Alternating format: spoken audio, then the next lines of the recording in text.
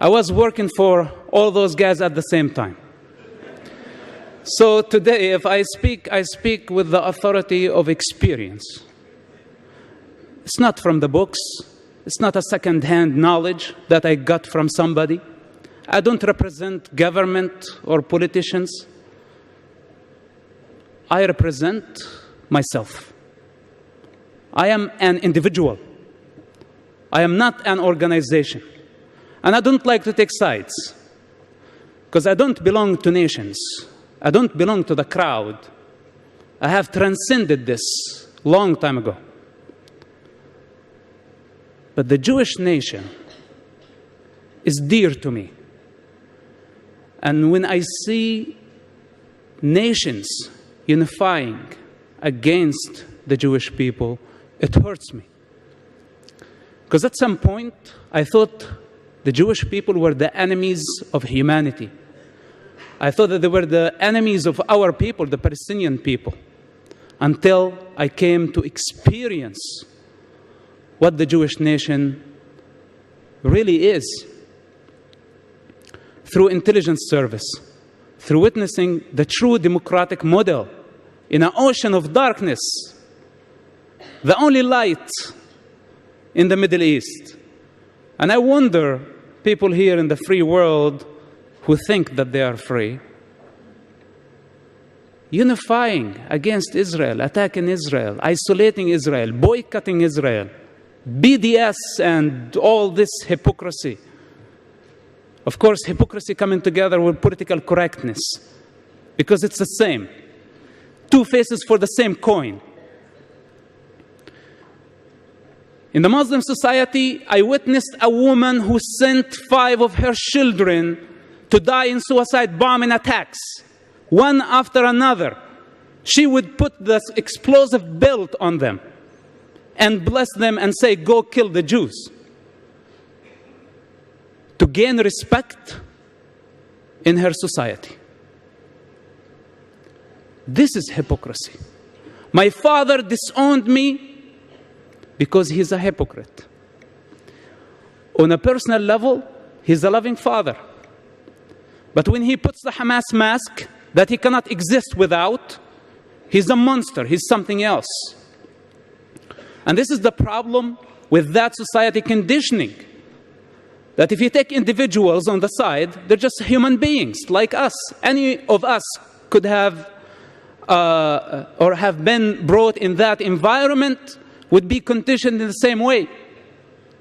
The human condition does not differentiate between an Arab or a Jewish person. But the collective mind of the society is representing something. Is representing an ideology, a culture, a state of consciousness that calibrates in darkness, that calibrates in the 7th and 6th centuries. Ruled by tribal lust for power. It have not changed, or it has not changed. Muhammad, and I know that I've been told by people here not to say this, so it does not look like the Jews are going against the Muslims. But we cannot fool ourselves. There is an Islamic problem. Al-Qaeda, Hamas, Hezbollah, Islamic Jihad, ISIS, Boko Haram, all of them are killing by the name of Allah. They're not killing by the name of Jesus. They're not killing by the name of Jehovah. They're not killing by the name of Mahavira or the Buddha or Lao Tzu. They're killing by the name of Allah. There is an Islamic problem, and I think humanity needs to stand against this danger, because this danger is not only against the state of Israel. This danger, thank you. This danger is against the evolvement of mankind.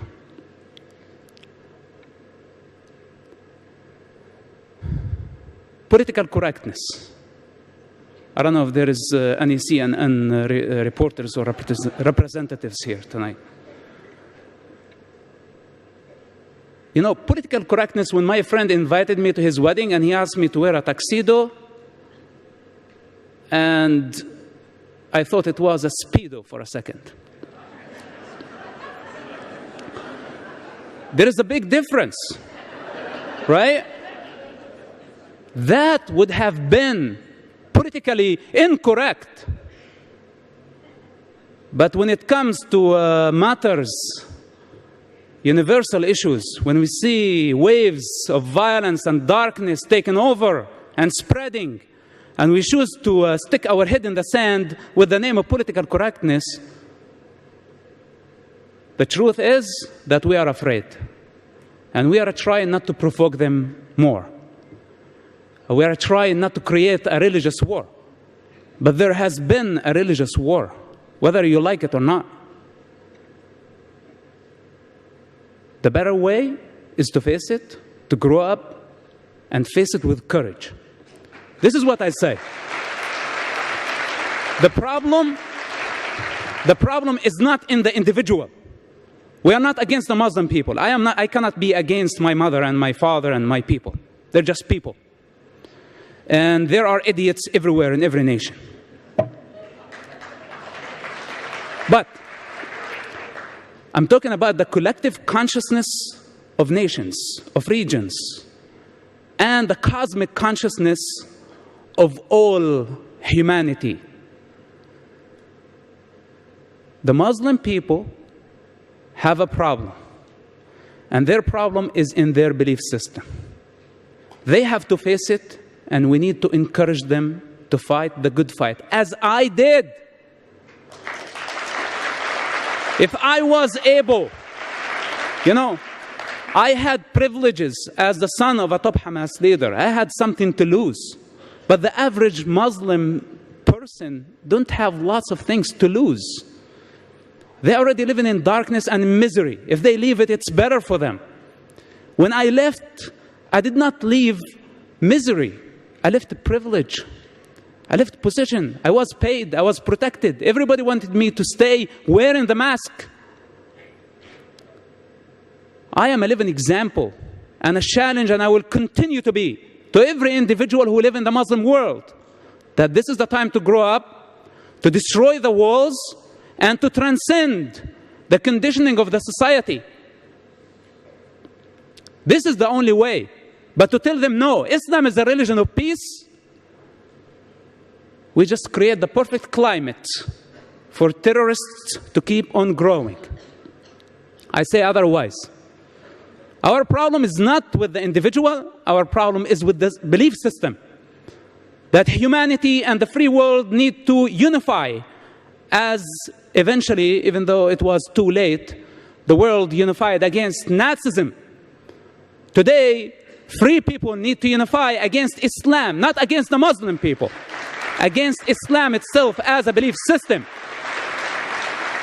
When the president of the free world stands and say, that Islam is a religion of peace,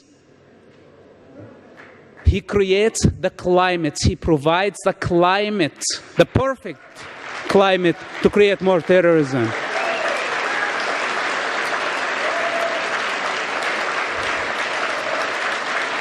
I hope that my message does not come across. I don't want to create more chaos, but there is no other way. You know, I wish I could be more gentle to represent this issue. But I've seen death, and I came from hell, and it's very dark. What is the alternative for Israel and for democracy, or for the American Constitution? It's the darkness of the 6th century. This is what's the alternative. You know, I don't believe that there is any system, including the American Constitution, that can solve the human condition or help the individual to integrate to a higher state. I believe this is up to the individual. But the difference between the 7th century environment and democracy, that the individual has more room and more peace or peaceful environment to grow. I experienced it myself. When I was in Ramallah, I was only able to practice Islam. I only knew the mosque. But in Tel Aviv, I practiced Christianity. When I was a Muslim also, I practiced Islam in Jerusalem, the capital of Israel, where the Jewish people are not allowed to worship at their Temple Mount. Then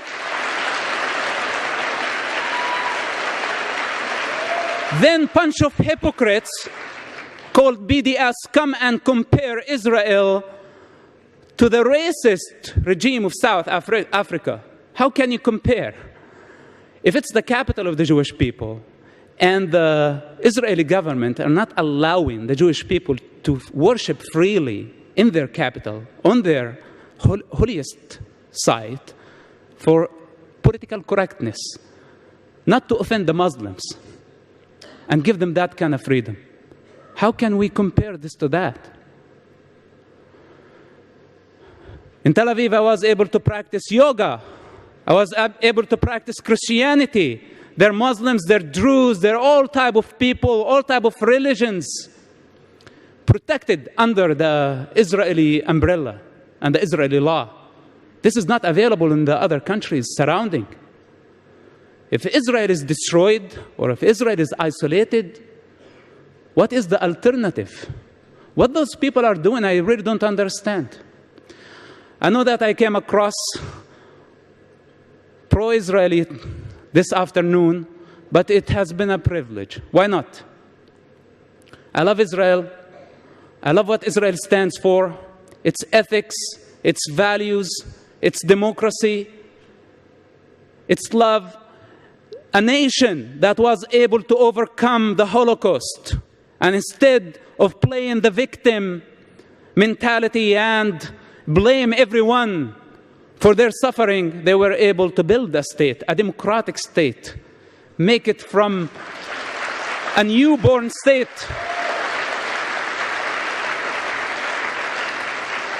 to an advanced and completely developed state in less than 25 years.